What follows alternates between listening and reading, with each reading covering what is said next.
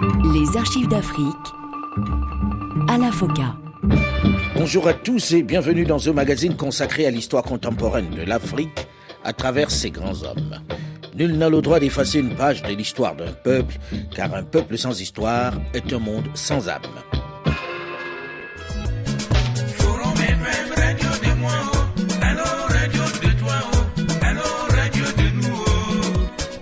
Nous ne négligeons rien. Et c'est parce que nous ne voulons rien négliger et tout traiter que nous nous trouvons handicapés. Et donc je demande à ceux qui m'écoutent que théoriquement, pour le bien de cette conférence, il faut que le Congo connaisse une trêve sociale, c'est-à-dire les contentieux ou les grèves devaient ne pas avoir lieu jusqu'à la fin de la conférence. Et puis finalement, nous sommes là pourquoi ? Si la CEC a tout fait, et vous le dites vous-même, pour que ça change, mais nous sommes au travail pour que ça change. Comment donc vous allez mettre d'autres freins pour arrêter la marche de cette conférence ?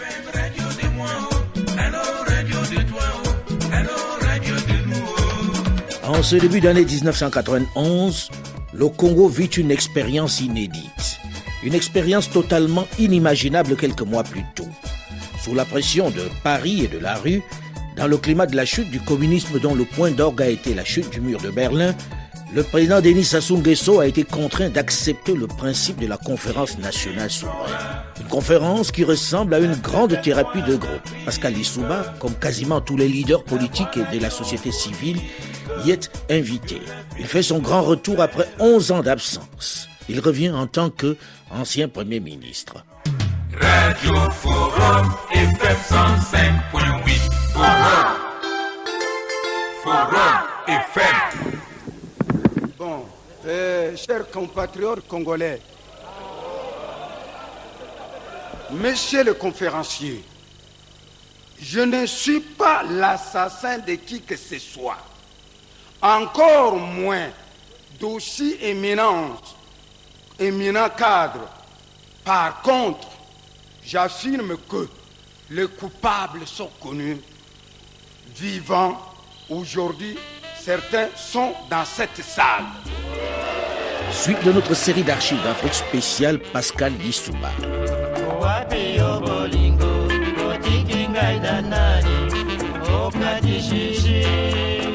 Je suis ingénieur d'agriculture et en même temps, comme vous l'avez indiqué, biologiste, spécialisé plutôt en génétique. Mais s'il revient au pays en ce mois de février 1991, c'est en tant qu'ancien Premier ministre. Au cours de ce deuxième mois de la conférence nationale souveraine qui réunit plus de 1200 participants, le prestige de Pascal Lissouba va être écorné lors des discussions sur ce sujet en particulier. Les crimes, les assassinats des 3 fonctionnaires, Joseph Poabou, le président de la Cour suprême, Lazare Matsokota, le procureur de la République, et Anselme Massouémé, le directeur de l'Agence congolaise de l'information. Les témoignages en plénière et les auditions de la commission mettent en lumière la responsabilité du groupe de Mpila dont il était l'un des principaux animateurs dans ce triple meurtre, mais sa culpabilité n'a jamais été démontrée. «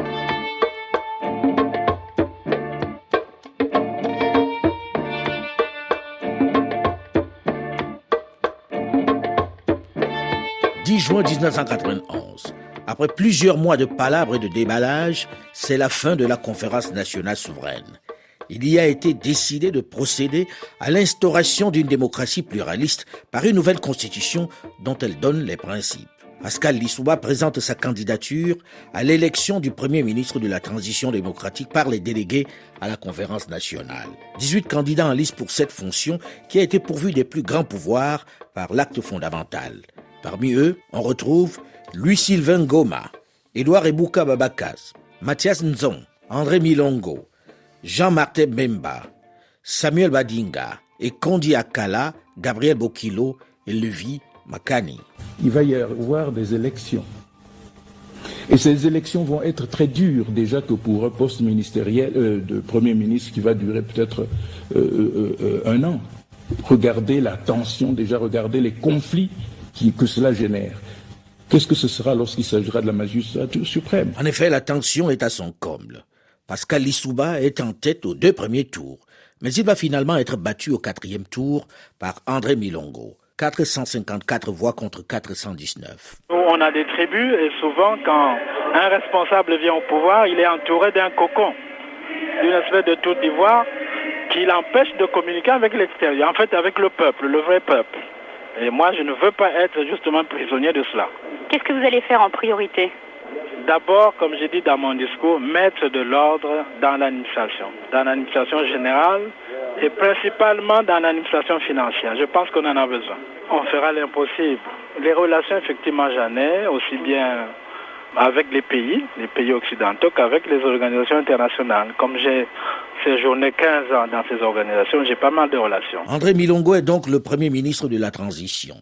Le chef de l'État, bien que dépouillé de ses pouvoirs, reste Denis Sassou Nguesso. Pascal Lissouba, qui avait pris ses distances pendant 11 ans à la faveur de la conférence nationale souveraine, a de nouveau été frappé par le virus de la politique.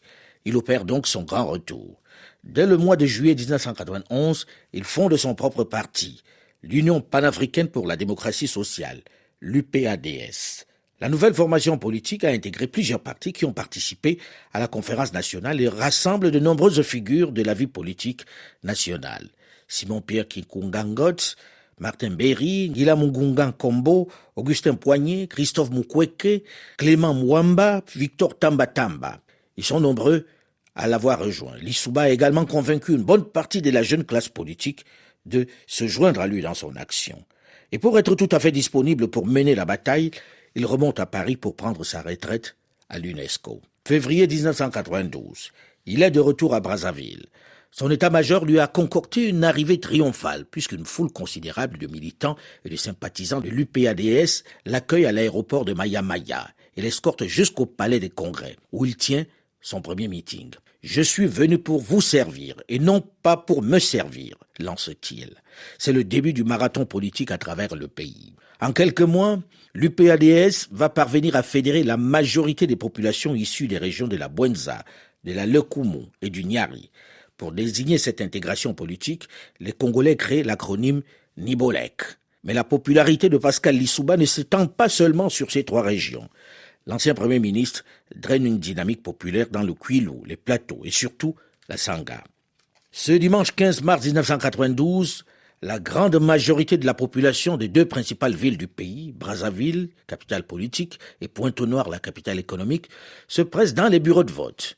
Dès le matin, certains électeurs dépourvus de cartes font même la queue sous le soleil devant les différents centres dans l'espoir de pouvoir participer au premier scrutin libre depuis la fin de la présidence d'Alphonse Massamba Deba en 1968. Il s'agit d'entériner la nouvelle constitution adoptée en décembre 1991 par le Conseil supérieur de la République. Dans une atmosphère de liesse populaire, les Congolais se rendent donc massivement aux urnes. On parle d'un taux de participation de 70%. Le vote se déroule paisiblement sur toute l'étendue du territoire national. Quelques jours plus tard, les résultats sont proclamés. Le oui l'emporte sans surprise à 96%. Les élections locales et municipales du 3 mai qui suivent voient le parti de Pascal Lissouba réaliser un raz-de-marée dans les régions de la Bwenza, de la Lekumu et du Nyari. Il y emporte la quasi-totalité des sièges en jeu.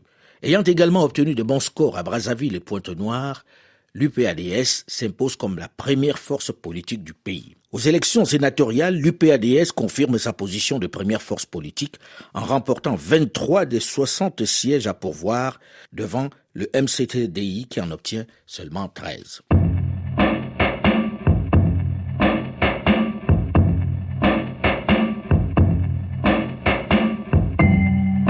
Le texte constitutionnel adopté en cette année 1992 marque un tournant dans l'histoire du Congo. La 6e constitution du Congo-Brazzaville instaure un régime semi-présidentiel inspiré de la 5e République française. Le pays reprend ses symboles post-indépendance. La République populaire du Congo est rebaptisée la République du Congo, tout simplement. Le Congo troque son drapeau rouge frappé du marteau et de la faucille pour son drapeau vert, jaune, rouge originel et change son hymne national.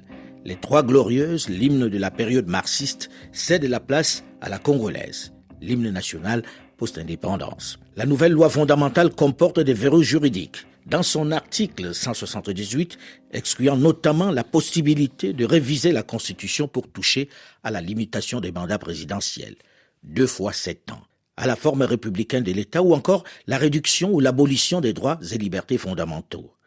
Des dispositions jugées essentielles afin d'empêcher tout retour au régime politique antérieur. La page de la période rouge est définitivement tournée, du moins on le pense à ce moment-là. La première alerte va arriver dès le mois de mai. Le scrutin suivant, les élections municipales organisées au mois de mai 1992 laissent apparaître de profondes divisions du corps électoral sur une base régionaliste. L'UPADS de Pascal Lissouba l'emporte dans le Nibolec. L'URDPS arrive en tête à Pointe-Noire et le MCCDI s'impose dans la région du Pôle. Entaché de nouvelles irrégularités, le scrutin local ouvre la voie à une montée des tensions politiques. Le 19 mai, plusieurs responsables des partis vont jusqu'à appeler à la guerre civile sur les ondes de la radio. Le changement de gouvernement intervient le 21 mai et permet d'éviter le spectre de la guerre civile, mais pour quelque temps seulement.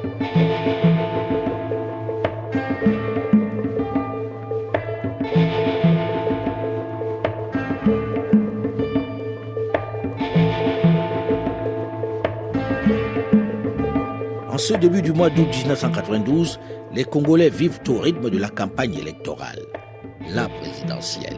C'est la première élection démocratique depuis l'instauration du multipartisme en 1991. C'est également la première fois depuis 1963 qu'une élection ne se déroule pas en congrès interne d'un parti politique. 5 grands candidats, 5 poids lourds, sont en lice. Pascal Lissouba, André Milongo, Bernard Kolela, Joachim Yombi Opango et Denis Sassou Nguesso. À l'approche du scrutin, Pascal Lissouba, qui a nommé Marc Mapingou directeur de sa campagne, apparaît comme le favori. Il occupe efficacement l'espace médiatique et ne lésine pas sur les promesses de campagne, s'engageant à faire du Congo une petite Suisse en 5 ans. Les grands axes de son programme sont la modernisation de l'État en intégrant les nouvelles technologies, la construction d'un vaste réseau de communication, comme les autoroutes à péage entre Brazzaville et Pointe-Noire notamment, la relance de l'agriculture, la libéralisation de l'économie et l'industrialisation du pays. Il apparaît de plus en plus crédible face aux autres candidats. Le 2 août, au premier tour de l'élection présidentielle, il arrive sans surprise en tête, avec 282 000 voix, soit 35,89%. Bernard Kolela, qui a obtenu 20,32%, va être son adversaire au second tour. Le président Denis Sassou Nguesso arrive en 3e position avec seulement 16,87% des voix. Il est en position d'arbitre pour le second tour. C'est l'heure des grandes négociations.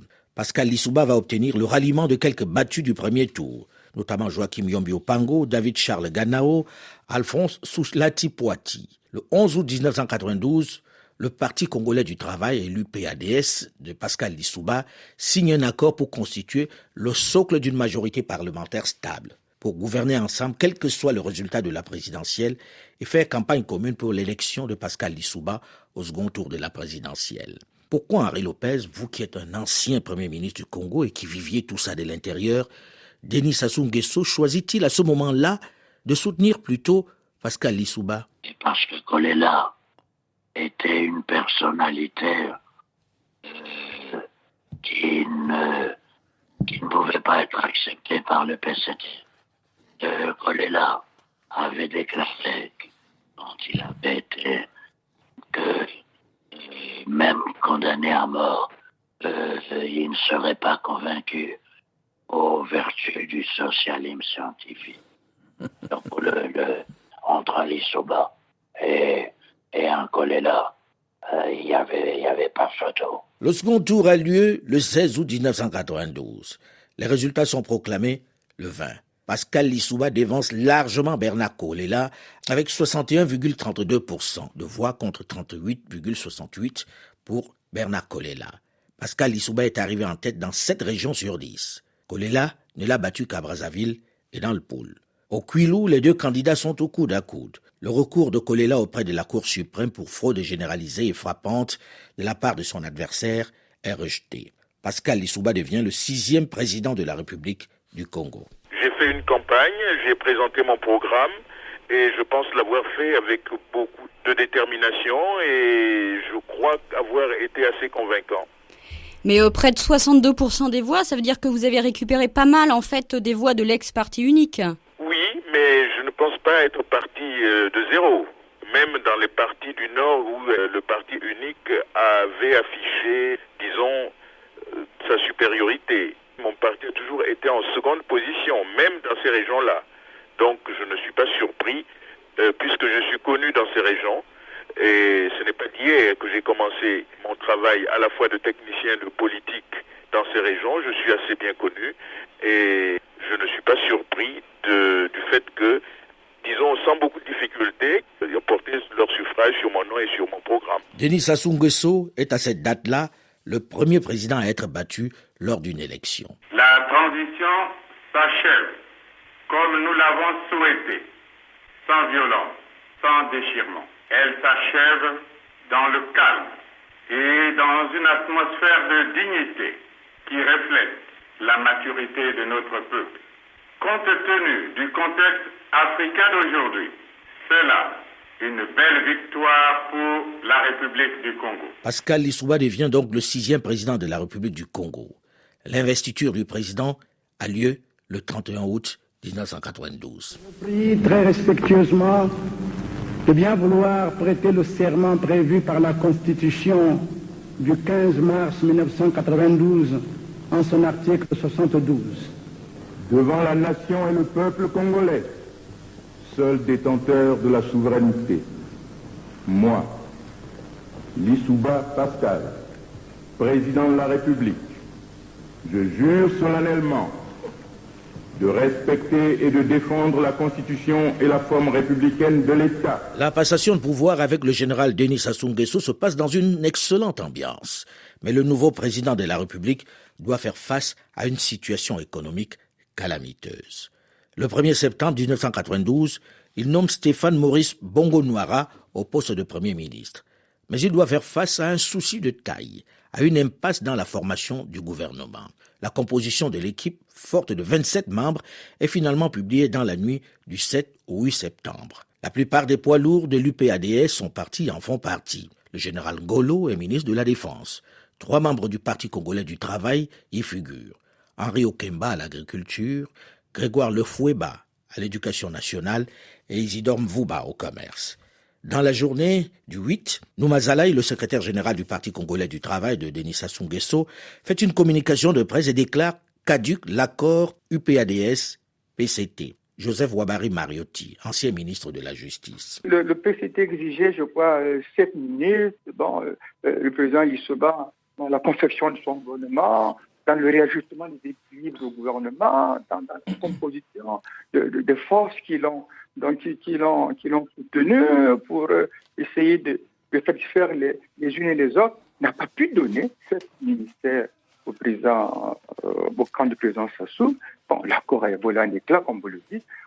Lissouba n'ayant proposé que 7 postes, le président Sassou n'a pas pu se satisfaire de ces 3 postes. L'accord vole en éclat. L'accord vole en éclat. À peine élu, le président Pascal Lissouba doit gérer cette crise dans la formation de son gouvernement. Les choses commencent mal, très mal. Surtout que dans son camp même, dans le camp présidentiel, dans la constitution du gouvernement, il a également fait des déçus. La région de la Bwenza s'est taillée la part du lion avec ses 7 ministres. Mberi à l'intérieur, Mungunga à l'industrie, Mouyabi à la fonction publique, Bonkoulou aux affaires étrangères, Ngimbi à la formation professionnelle, Limpou Massala à la coopération et le colonel Damba chargé de la coordination militaire.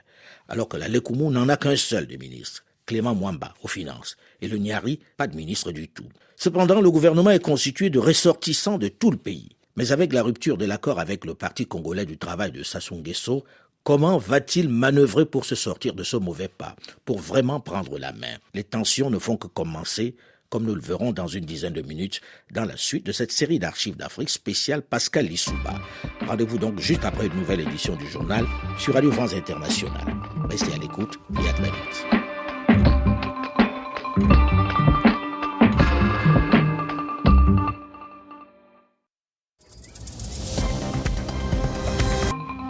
Les archives d'Afrique à la FOCA. Bonjour et bienvenue à tous ceux qui nous rejoignent seulement maintenant dans la seconde partie de ce magazine consacré à l'histoire contemporaine de l'Afrique à travers ses grands hommes. Nul n'a le droit d'effacer une page de l'histoire d'un peuple, car un peuple sans histoire est un monde sans âme. une campagne, j'ai présenté mon programme et je pense l'avoir fait avec beaucoup de détermination et je crois avoir été assez convaincant. Élu à la tête de la République du Congo au terme du premier scrutin démocratique initié par la Conférence nationale souveraine, Pascal Lissouba, après la passation du pouvoir avec Denis Sassou Nguesso, doit maintenant former son gouvernement. Il nomme Stéphane Maurice Bongo Noira au poste de Premier ministre. Par la splendide leçon de démocratie que le peuple congolais vient de donner à la face du monde, notre peuple, toujours fort et généreux, a tant voulu sa démocratie qu'il lui a cédé sa propre sécurité morale et son propre confort. Comment expliquer autrement 3 à 5 mois d'attente de salaire dans le calme et la sérénité, si ce n'est la volonté inébranlable d'un peuple mûr de n'offrir à personne le moindre prétexte pour donner un coup d'arrêt au processus démocratique. C'est pour cela qu'un effort sera fait pour que le mois d'août, déjà largement compromis, soit payé au personnel de la fonction publique. Une promesse qui réjouit l'ensemble des Congolais qui tirent le diable par la queue. 5 mois d'arriérés de salaire. Mais le nouveau président doit faire face à un souci de taille, à une impasse dans la formation du gouvernement. Il a passé un accord avec le camp du chef de l'État sortant, le PCT, le Parti congolais du travail. Un accord qu'il éprouve un peu de mal à honorer. Loïc Lefleur-Préjean, vous étiez, en tant que président de la compagnie ELF, un témoin privilégié de cet accord entre Pascal Lissouba et Denis Sassou Nguesso. À cette époque, Omar Bongo dit qu'il y a toujours une affection particulière pour Lissouba, dit soit Sassou Nguesso réussit son coup à redevenir président, mais j'en doute puisque c'est l'homme d'Emboshi et du passé marxiste un peu marqué, donc il va avoir des difficultés. Et moi, je pense que Pascal Lissouba est vraiment ce qui permet de revenir à un Congo uni et d'être un bon président. Mais comme je suis très lié à Sassou Nguesso, je vais essayer de faire une alliance entre Pascal Lissouba et Sassou Nguesso, et c'est lui qui constitue cette alliance. Non pas béni, mais suscité par Omar Bongo, soyons clairs. Suite de notre série d'archives d'Afrique spéciale, Pascal Lissouba.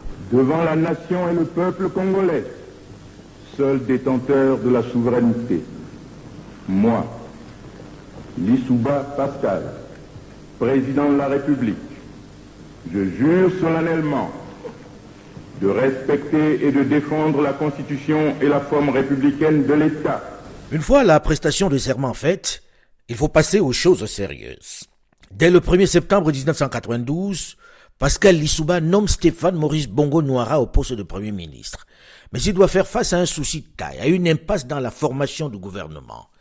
La composition de l'équipe gouvernementale, forte de 27 membres, est finalement publiée dans la nuit du 7 au 8 septembre. La plupart des poids lourds de l'UPADS en font partie. Le général Ngolo est ministre de la Défense. 3 membres du Parti congolais du travail y figurent.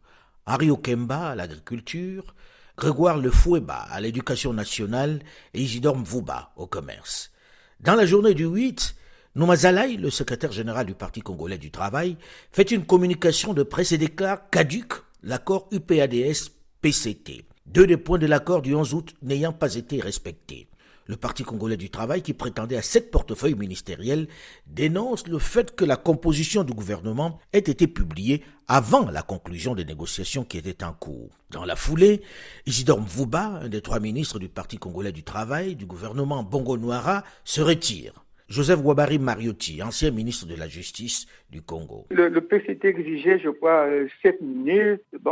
Le président Lissouba, dans la confection de son gouvernement, dans le réajustement des équilibres du gouvernement, dans la composition de forces qui l'ont soutenu pour essayer de satisfaire les unes et les autres, n'a pas pu donner 7 ministères au président, au camp du président Sassou.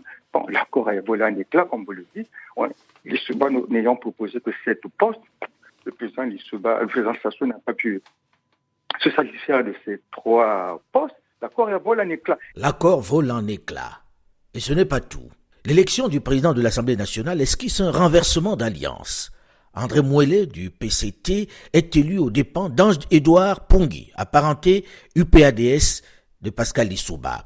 L'élection d'Augustin Poignet à la présidence du Sénat se passe sans problème, le camp de Lissouba détenant la majorité absolue dans la Chambre haute.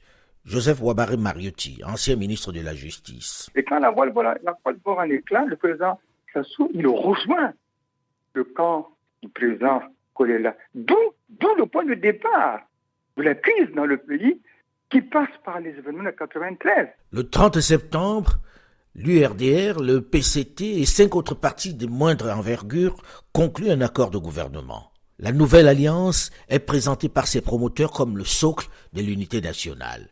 Surtout, elle consacre un changement de majorité parlementaire à l'Assemblée nationale.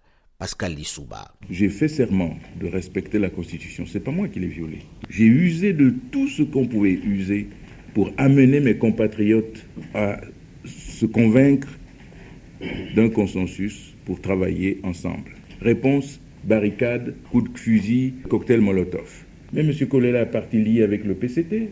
Ce sont deux ethnies qui se sont affrontées pendant des années. Et le PCT était au pouvoir. Moi, j'étais au bord. J'ai compté les coups. Il y a eu une bonne demi-douzaine de coups d'État. Ces coups d'État étaient fomentés justement. L'un d'entre eux ou deux d'entre eux ont été fomentés par le même Kolela contre le PCT. Brusquement, les voilà ensemble. Voilà l'étonnement. Mais je suis prêt à me battre. Malgré le vote de la motion de défiance, Pascal Lissouba ne met pas fin aux fonctions du gouvernement Bongo Noira pour nommer un Premier ministre dans la nouvelle majorité, comme le stipule l'article 75 de la Constitution. La coalition de l'opposition tient plusieurs meetings pour réclamer la démission du gouvernement. Le débat politique s'enlise alors dans une querelle byzantine sur l'interprétation de la Constitution. Le 31 octobre, la censure contre le gouvernement Bongo Noira est votée par la nouvelle majorité alors que les députés de la mouvance présidentielle ont quitté l'hémicycle en signe de protestation. Les jours suivants, Bongo Noira, le Premier ministre, présente la démission de son gouvernement au président de la République. Mais Pascal Lissouba lui demande de poursuivre sa mission. Le 17 novembre, s'appuyant sur l'article 81 de la Constitution, Pascal Lissouba dissout l'Assemblée nationale. Si l'Assemblée nationale a juridiquement le droit de renverser le gouvernement pour un oui ou pour un non, la portée politique de l'acte nous interpelle tous. Il est clair que cette situation ne saurait durer. Après avoir reçu la démission du gouvernement et pris acte, et après avoir conféré avec les forces vives de la nation et recueilli leurs divers avis, qui inclut celui du président de l'Assemblée nationale, je sollicite que le peuple souverain tranche. C'est pourquoi, en vertu des pouvoirs qui me sont conférés par la Constitution, j'ai décidé de la dissolution de l'Assemblée nationale issue des scrutins du 21 juin et du 5 juillet 1992. Dans l'intervalle, le gouvernement demeure en place. Pascal Lissouba demande au gouvernement Bongo Noira de gérer les affaires courantes jusqu'à la tenue des élections législatives anticipées prévues dans les 45 jours. Dès le lendemain, l'opposition déclare le décret de dissolution de l'Assemblée nationale anticonstitutionnel et de nul effet et invite les Congolais à la désobéissance civile. Les militants des partis de l'opposition élèvent des barricades dans certains quartiers de la capitale. Cependant, ces actes de désobéissance civile ont une portée limitée. Une dizaine de jours après la dissolution de l'Assemblée, Denis Sassou Nguesso, Bernard Kolela et Tchister Tchikaya tiennent un meeting sur le boulevard des Armées. Les principaux dirigeants de la coalition de l'opposition et apparentés dénoncent la dissolution de l'Assemblée nationale. Dans la matinée du 30 novembre, l'opposition organise une marche dite pacifique sur le palais présidentiel pour exiger le rétablissement de l'Assemblée nationale avec la nomination d'un Premier ministre issu de ses rangs ou la démission du président de la République, tout simplement. À quelques centaines de mètres du palais, au rond-point du centre culturel français, des membres de la sécurité présidentielle ouvrent le feu sur les manifestants et font droit mort. La manifestation avorte, mais les esprits s'échauffent. Joseph Ouabary Mariotti, ancien ministre de la Justice. En 1993, moi j'étais... Il y a eu une rumeur qui a couru selon laquelle, les trois victimes qui sont tombées au centre culturel français dans la marche de l'opposition qui venait des opposants qui venaient de Bakongo, il y a une rumeur qui a couru à l'époque comme étant victimes des coups de feu qui sont partis du bureau où je travaillais au ministère de l'Intérieur. Parce que avant d'être nommé délégué général à la justice, dès la victoire, moi j'étais pendant une petite séquence temporelle directeur du cabinet du ministre d'État, Mbéry Martin. Et lorsqu'il y a eu les événements de 93 au centre culturel français, il y a une rumeur qui a couru, alléguant que les 3 victimes ont été tuées par des balles partant du cabinet du bureau où je travaille. C'était faux. C'était absolument faux. En tout cas, moi, je refuse, je rejette totalement cette grossièreté, ce mensonge, parce qu'il n'en était pas du tout question. Je ne sais pas d'où sont venus ces coups de feu qui ont tué les 3 victimes, qui sont tombés au centre culturel français. Ils ne sont pas partis du bureau où j'étais, la séquence temporelle où j'étais directeur de cabinet du ministre d'État Mbéry pendant un moment. 2 jours après cette tragédie, le chef d'état-major des forces armées congolaises, le général Mokoko, réunit au palais de congrès les dirigeants des 2 camps et leur enjoint de trouver un accord. Le 3 décembre 1992, Yombi Opango pour la mouvance présidentielle et Bernard Kolela pour l'alliance URD-PCT et apparentés signent un accord de sortie de crise sous l'égide du haut commandement militaire. L'Assemblée nationale demeure dissoute. Les élections législatives anticipées sont organisées par une commission indépendante, la CONOCELA, qui sera présidée par un membre de l'opposition, secondé par un membre de la mouvance présidentielle. Un gouvernement d'union nationale composé de 60% des ministres issus de l'opposition et de 40% du camp présidentiel va conduire les affaires publiques jusqu'à la publication des résultats des législatives. C'est sur cette base que le même jour, Pascal Lissouba nomme Claude-Antoine Dacosta au poste de Premier ministre. Avec une telle composition, un gouvernement aussi hétéroclite, aussi divisé, il ne parvient naturellement pas à créer une cohésion gouvernementale. Pas de conseil des ministres possible dans cette situation.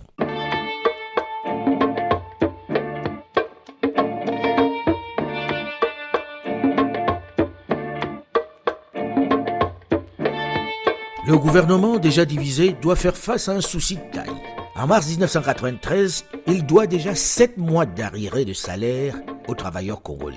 Les caisses sont vides. Acculé par des fonctionnaires terrassés par le fameux SIDA, acronyme de salaire insuffisant et difficilement acquis, Pascal Lissouba doit réagir vite. Difficile dans ces circonstances de se faire entendre. C'est à ce moment que Pascal Lissouba se tourne vers Elf Congo, la compagnie française, pour solliciter une avance sur recette de son pétrole. Il faut dire qu'au Congo, depuis la découverte de ce précieux minerai, mais surtout depuis 1979, Elf fait la pluie et le beau temps. C'est l'outil qui, en finançant les partis politiques et certains de ses dirigeants, maintient le pays sous dépendance. À cette date-là, vous en étiez le patron Loïc Le Floch-Préjean. C'est vers vous que Pascal Lissouba se retourne au mois de mars 1993 pour une avance sur recette de 200 millions de dollars, soit environ 50 milliards de francs CFA. Vous allez répondre négativement à sa demande. Vous refusez de lui donner cet argent, cette avance. Pourquoi est-ce que vous dites non à sa requête, Loïc Le Floch-Préjean? Était-il déjà pour vous un adversaire? Pas du tout. Donc ça, je pense que c'est complètement faux, même pire que faux. Bon, je suis pris entre le marteau et les enclumes. Les enclumes étant aussi bien Bongo que Sassou Nguesso et que, à l'époque, Monsieur Balladur qui arrive au gouvernement et à qui on dit, oui, Monsieur Le Floch-Préjean a manipulé les élections. Lorsque j'arrive à Brazzaville pour voir le président nouvellement nommé Lissouba me dit l'ancien président est un voyou, je ne veux pas que vous alliez le voir. Je dis, excusez-moi, monsieur le président, mais vous êtes chez vous, mais moi, je suis président d'Elf et je suis aussi chez moi, et je fais quand même ce que je veux dans votre pays, en ce qui concerne mes amis. Alors, je peux aussi partir définitivement du Congo si vous voulez, mais si vous voulez que je reste, il faut me laisser libre. D'ailleurs, il est à Mpila, et vous aurez un char d'assaut devant le domicile. Le domicile. Et je dis à ce moment-là, je suis désolé, mais je passerai outre le char d'assaut et je m'en vais en voiture en conduisant moi-même vers Sassou Nguesso. Qui lui me dit, Lissouba avait un accord avec moi, il n'a pas retenu l'accord, on devait avoir 7 personnes dans le gouvernement, on en a que 3, j'ai pas pu les choisir, enfin bon, tout un cirque à l'africaine, et donc je reviens, Lissouba est absolument furieux contre moi, en disant que j'ai transgressé son point de vue, ce dont je t'avais averti, et donc des relations se tendent entre lui et moi, comme entre moi et Sassou Nguesso, puisque Sassou Nguesso, visiblement, a manœuvré de telle façon qu'il a mis Lissouba en position difficile, voulant rester non pas un des deux dirigeants du pays, mais le dirigeant du pays et considérant Lissouba comme quelqu'un de rien. Le décor est donc planté.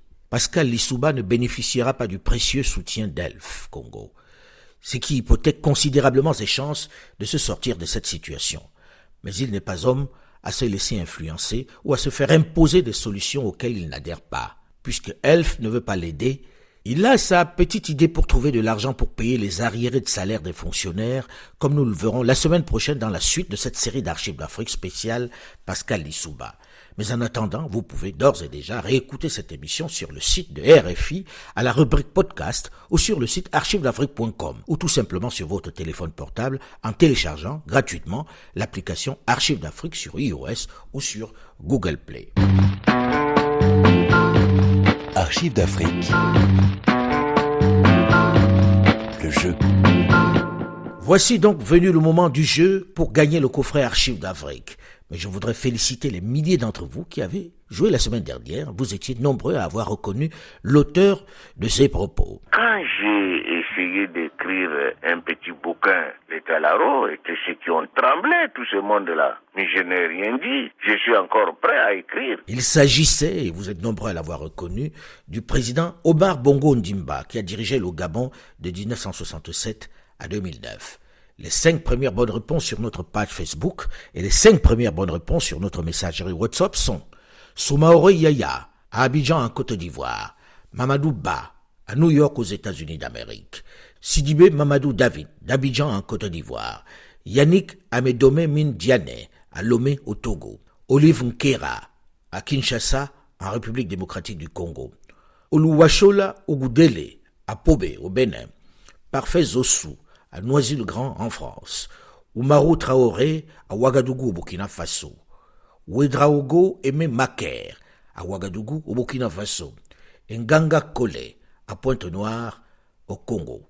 Voilà pour les gagnants de la semaine. Cette semaine encore, vous avez la possibilité de gagner les coffrets Archives d'Afrique. Cette fois encore, il s'agira du volume 1 qui compte 4 personnages marquants de l'histoire contemporaine de l'Afrique. Amadou Ahidjo du Cameroun, Félix Houphouët-Boigny de Côte d'Ivoire, Sékou Touré de Guinée et Séné Kounché du Niger. Alors, à vos téléphones et à vos ordinateurs pour dire qui est l'auteur de ceci. Vous savez chanter, boire un petit coup. Hein? Chanter. Vous ne savez pas, on dit, hein? Boire un petit coup, c'est agréable. Qui s'éclate ainsi dans cette chanson? Trop facile. 10 coffrets Archives d'Afrique, volume 1. La vidéo a gagné pour les 5 premières bonnes réponses sur notre page Facebook et 5 autres coffrets pour les 5 premières bonnes réponses à notre messagerie WhatsApp dont les coordonnées sont si vous appelez de l'étranger. 33 6 08 72 23 92.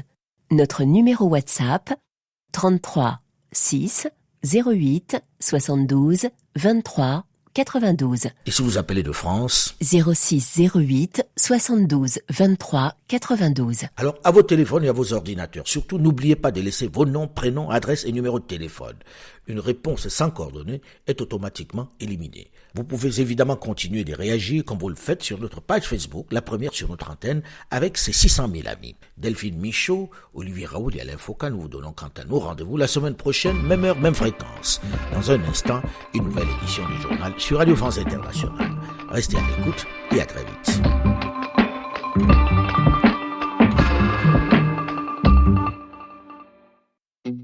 Une semaine d'actualité